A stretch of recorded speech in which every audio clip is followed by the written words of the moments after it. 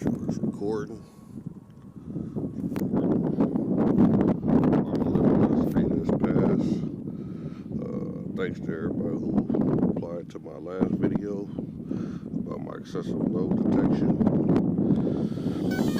I checked everything. I checked my starter joints, everything they suggested. Checked my starter joints. I checked the caps in here. One of these caps on here is dented, but the capacitance was good on it. But I checked that.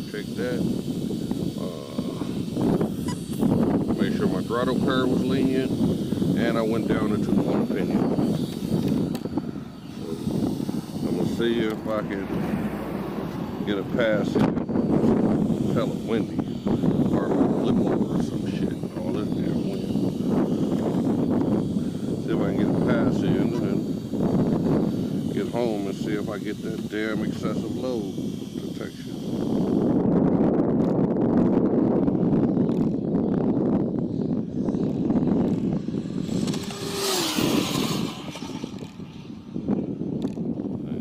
Fast, only 122. Maybe I'll run her again.